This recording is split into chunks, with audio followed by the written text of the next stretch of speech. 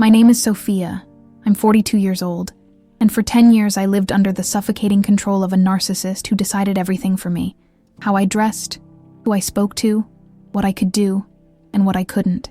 This is my narcissist's true story, and even now, my voice trembles as I try to put into words the slow destruction of my freedom. People talk about love as if it should make you bloom, but with him, love felt like chains, like living inside a prison I couldn't see but could feel around me every second of every day. In the beginning, the control didn't look like control. It sounded like concern. The first time he commented on my clothes, he smiled and said, "I just think that color doesn't suit you. You'd look so much better in something else." I thought it was sweet, thoughtful even. I wanted to believe he cared. But soon, every outfit became a debate. Every choice I made was corrected. If I wore something he didn't like, he would shake his head and say, "Do you want people to laugh at you? Do you want to embarrass me?" I stopped choosing for myself. Slowly, my closet stopped looking like mine. It looked like his preferences hanging on the rack. At first, it was just clothes. Then, it was friends. If I mentioned seeing an old friend, he would frown and say, "I don't trust her. She doesn't have your best interests at heart." If I insisted, his silence would cut me down until I canceled the plan. Soon, the invitations stopped, and my phone grew quieter. That's the thing about narcissist control. It doesn't start with a locked door.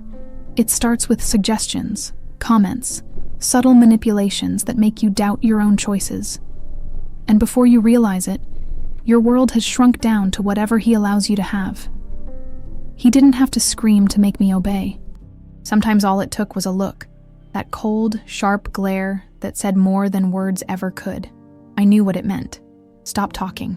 Stop asking. Stop being. Living with a narcissist meant training myself to read every expression, every shift in tone, because my survival depended on predicting his moods. I felt like a puppet, and the strings were all in his hands. The emotional abuse story I lived was not made of broken bones, but of broken will. Every time I tried to assert myself, to say what I wanted, he found a way to twist it. If I said I wanted to visit my parents, he would reply, "Why do you care so much about them? Haven't I given you enough? I thought I was your family now." If I said I wanted to take a class or pursue a hobby, he would laugh and say, "At your age? Who do you think you are?" The words pierced deeper than knives because they made me doubt my right to exist outside of him. I began censoring myself before he even had to. I stopped wearing the clothes I liked. I stopped calling my family. I stopped dreaming of anything beyond the four walls of our home. That's what narcissist manipulation does. It makes you erase yourself willingly, because the cost of resistance feels too high. The punishment was never just silence or anger. It was the crushing weight of humiliation, of being told I was nothing without him. After years of this, I couldn't recognize myself anymore. I looked in the mirror and saw a woman who had been edited by someone else, stripped of her colors, her voice, her identity. Friends who once called me vibrant and outspoken would no longer recognize the shadow I had become. And yet, I stayed. Because when you are trapped by a narcissist, you don't measure freedom the way others do. You measure survival. And my survival meant keeping him calm, pleasing him, obeying his every rule. He controlled how I dressed. He controlled who I saw. He controlled what I said. And slowly, he controlled how I thought. My mind was no longer mine. It was occupied territory, filled with his voice, his rules, his commands. That is the deepest kind of psychological abuse. It doesn't just steal your choices, it steals your identity. And for 10 long years, I lived as a prisoner of his control. There's something that people don't always understand about narcissist control. It isn't just about rules or restrictions. It's about making you doubt your own reality until you can't trust yourself anymore. For 10 years, I lived under the illusion that I couldn't make a single decision without him. And he made sure of that, because every time I tried to act on my own, he twisted the story so that I ended up believing I was wrong. If I disagreed with him about something simple, like what time we left the house, he would look at me with that cold smile and say, "Sophia, are you sure? Because you always remember things wrong." At first, I thought maybe I had misheard him, but it kept happening. Again and again, I would recall something, and he would correct me, confidently, like he was the keeper of reality and I was just the silly child who couldn't remember properly. That's how the gaslighting story began. One day, I reminded him of a promise he had made, that we would visit my sister for her birthday.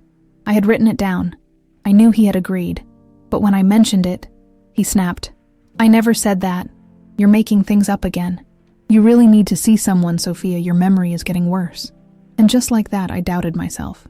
I thought, am I losing my mind? Did I imagine the whole conversation? That's what living with a narcissist does. It makes you distrust the one thing you should always be able to rely on, your own memory. He lied so easily, so smoothly, that sometimes I wanted to believe him just to avoid the shame of being called crazy. If he stayed out late, he would tell me he had been at work, even though I smelled perfume on his shirt. When I questioned him, he laughed and said, "You're paranoid, always looking for problems where there aren't any." And then came the silence, the punishment for daring to ask. Silence that lasted hours, sometimes days, until I was the one apologizing. Me, apologizing for his lies and betrayal. That is narcissist manipulation in its purest form. Not just lying, but making you beg forgiveness for daring to notice the lie. I cannot count the number of times I ended up apologizing with tears in my eyes, while he sat calm and composed, watching me crumble. He enjoyed the spectacle of my guilt, even though I had done nothing wrong. And the worst part? He made me believe that his control was love. When I wore something he chose, he would say, "See, don't you feel better this way? I just want you to look your best." When I canceled plans with friends because he disapproved, he would hug me and whisper, "Good, I don't like sharing you anyway." He disguised ownership as affection, making it seem like his restrictions were proof of how much he cared. But the truth was simple. It wasn't love, it was possession. He didn't want a partner, he wanted property. Over time, I began second-guessing myself constantly. I couldn't trust my thoughts, my choices, or my feelings. If I felt hurt, he would dismiss me. "You're too sensitive, Sophia. You always overreact." If I felt lonely, he would sneer, "You're ungrateful. Do you know how many women would want a man like me?" If I felt trapped, he would smirk, "If you really wanted to leave, you would. But you can't, because you need me." Those words echoed in my mind, becoming my truth. That's the cruelty of narcissist abuse. It doesn't just control your actions, it rewires your brain. After years of this psychological abuse, I started policing myself. If I thought about doing something he might not approve of, I stopped before he could even find out. I was both prisoner and guard inside my invisible prison. One evening still haunts me. I had cooked dinner, but I added too much salt. When he tasted it, he put down his fork, looked at me with disgust, and said, "Do you even know how to do anything right? 10 years together and you can't even cook a meal properly." I wanted to defend myself, but my throat closed. I sat there in silence, swallowing my shame along with the salty food. That's when I realized he didn't want a wife. He wanted a servant he could humiliate whenever he pleased. And yet, I stayed, because after every storm, he would find a way to reel me back in. After days of silence, after nights of insults, he would suddenly hold me and say, "You're the only one who understands me. I can't live without you."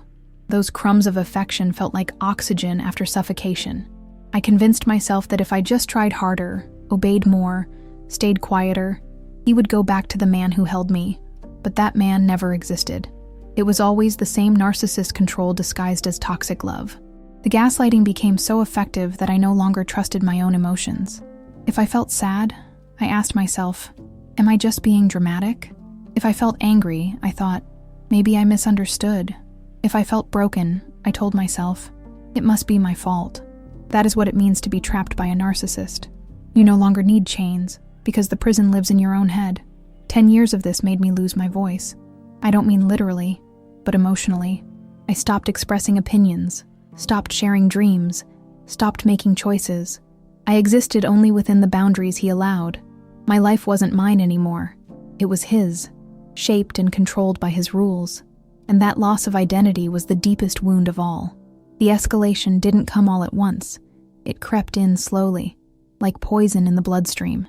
At first, it was the small humiliations, the comments about my clothes, the dismissive tone when I spoke, the subtle mockery disguised as jokes. But over time, those small cuts became deeper wounds, and the man who once smiled at me began to tear me apart in ways I never thought possible. One night, we went to dinner with some of his colleagues. I had been nervous all day, carefully choosing a dress I thought was elegant, but modest, exactly the kind of outfit he usually approved of. The entire meal, I stayed quiet, smiling politely, terrified of saying the wrong thing. But at one point, someone asked how we had met. I started to answer, telling the story of how we first saw each other at a friend's gathering.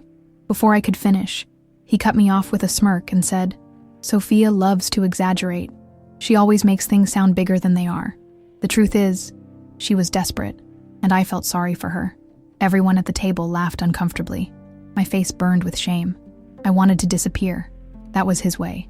Humiliation disguised as humor, tearing me down while making others complicit in my pain. That wasn't the only time. Public humiliation became one of his favorite tools. If we were out with friends, he would interrupt me mid-sentence. "Sophia, no one cares about that. Stop boring people." If I tried to contribute to a conversation, he would mock my opinion. "Don't listen to her. She doesn't know what she's talking about."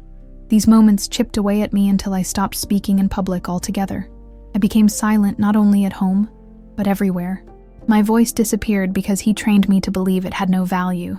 Then there were the betrayals. I knew he was unfaithful, even if he never admitted it. There were nights he didn't come home, excuses that didn't add up, messages he hid from me. Once, I found a text from another woman, and when I confronted him, he laughed in my face. "You're so paranoid. Do you really think anyone else would want me? You're ridiculous." He turned the evidence into a joke, and once again, I was left doubting myself. Lies and betrayal became part of the routine, woven into the fabric of our toxic relationship. The control extended to every corner of my life.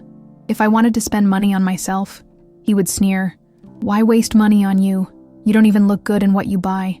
If I wanted to call my sister, he would say, "She doesn't care about you. She only calls when she needs something." Slowly, I stopped reaching out, stopped spending, stopped choosing. My world shrank until it revolved only around him. That was narcissist isolation, cutting me off from everyone else until I believed he was all I had. The escalation also took the form of intimidation. He never hit me, but his presence alone was enough to terrify me. The way he slammed doors, the way he stood too close when he was angry, the way his voice turned sharp like a blade. Those moments froze me in fear. Psychological abuse doesn't always leave visible scars, but it leaves you constantly bracing for impact, waiting for the next storm. I lived in a constant state of hypervigilance, never relaxed, never safe. One of the worst nights of my life was our 10th anniversary. I had secretly planned a small dinner at home, cooking his favorite meal, hoping against all logic that maybe, just maybe, he would appreciate it. I set the table with candles, wore the dress he once said he liked, and waited. He came home late, reeking of alcohol and perfume that wasn't mine. He looked at the table and laughed. "What is this? Do you think this is some kind of fairy tale? You're pathetic, Sophia. 10 years, and you still don't get it. I don't want this." He grabbed the plate, shoved it aside, and walked to the bedroom, leaving me sitting at the table in tears. That night, I realized that the man I had given a decade of my life to didn't just ignore my love. He despised it. The humiliation was constant, but the worst part was how normal it became. I adjusted to it like someone adjusts to pain they can't escape. I told myself, this is just how he is. I can handle it. But deep inside, I was breaking. My self-worth had been eroded to dust. I no longer believed I had the right to joy, the right to freedom, the right to anything outside of his control. He made sure of it. Every time I tried to imagine leaving, he would remind me, "You wouldn't survive without me. No one else would put up with you. You need me, Sophia. Don't forget that." Those words were chains, heavier than iron. I believed them, because after 10 years of narcissist abuse, my reality had been completely rewritten. I no longer trusted myself to live outside of his shadow. The escalation reached its peak during a family gathering. My mother asked me gently if I was happy, if everything was okay. Before I could answer, he placed his arm around me and said, "Of course she's happy. She'd be nothing without me." Everyone laughed, thinking it was a joke, but I felt the truth in my bones. I was nothing without him, or at least that's what he had made me believe. I smiled, pretending everything was fine, but inside I felt like I was screaming, trapped behind glass, invisible to everyone who should have seen my pain. That is what it means to live in a toxic relationship with a narcissist. The abuse escalates until you don't just feel trapped. You forget that freedom ever existed. The lies, the betrayal, the humiliation, the control, the isolation, it all becomes your normal. And once it becomes normal, escaping feels impossible. 10 years. 10 years of silence, of mockery, of control. 10 years of losing myself piece by piece. By the end, I didn't know who Sophia was anymore. I was just his possession, his shadow, his prisoner. And worst of all, I believed that's all I would ever be. I wish I could say I left him the first time I realized the extent of his narcissist control. I wish I could tell you that after one of his humiliations, I packed my things and walked away. But the truth is darker. I stayed. For 10 long years, I stayed. And that is the part most people don't understand. They look at survivors of narcissist abuse and ask, "Why didn't you leave?" But when you're trapped by a narcissist, the cage is invisible, and the locks are inside your own mind. I stayed because fear whispered louder than reason.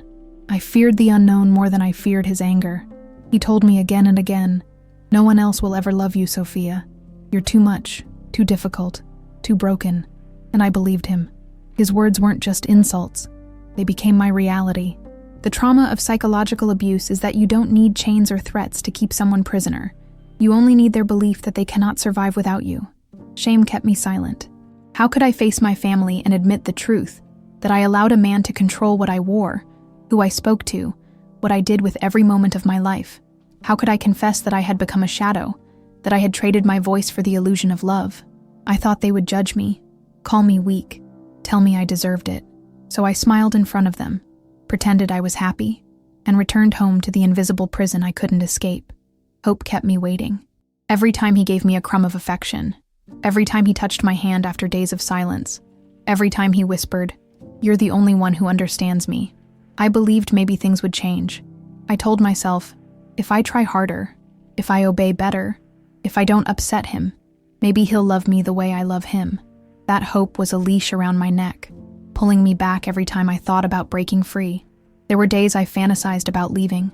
I imagined walking out the door, imagined breathing without fear, imagined laughing without permission. But then his voice echoed in my head, "You'll come crawling back. You're nothing without me." And just like that, my courage evaporated. I stayed, not because I wanted to, but because I was convinced I couldn't live without him. That is the invisible prison of narcissist manipulation. The years passed in silence and fear. I stopped dreaming. I stopped planning for the future. I stopped thinking of myself as a separate person at all. My life was his, my choices were his, my freedom was his. I was living, but not alive. That is the cruelest truth of narcissist abuse. It kills you without leaving a mark. The trauma still lives in me. Even now, when someone raises their voice, my chest tightens. When someone criticizes me, even gently, I feel shame burn through me like acid. When I sit in silence too long, I hear his words, "You're pathetic. You'll never survive without me." Those words were his gift, his curse, his weapon. And though he's gone, they echo inside me like a haunting. But there is something I need to say. For 10 years he silenced me. For 10 years he decided what I wore, who I spoke to, what I could do. For 10 years he convinced me I was nothing without him.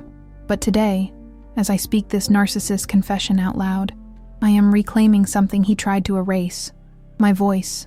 I don't have a happy ending to share. There is no neat bow to tie around this emotional abuse story. I am still broken in many ways. I still wake up some mornings afraid. I still fight the urge to apologize for things that aren't my fault. I still wonder if I will ever feel whole again. But I know this. I don't want to be invisible anymore. He once told me, "You'd be lost without me." And for a long time, I believed him. But the truth is, I was lost because of him. I was lost inside the maze of his lies, his control, his humiliation. And now, even if I don't know exactly where I'm going, I know I can't go back. This is my narcissist true story. This is what it means to live with a narcissist for 10 years. Constant control, endless gaslighting, isolation, humiliation, and the invisible prison that keeps you chained long after the door is open. He only loved me when I was silent, submissive, obedient. But I am learning, slowly, painfully, to exist outside of his shadow. I am not free yet, but I am no longer completely trapped. And maybe, one day, the silence he used to destroy me will finally become the silence where I heal.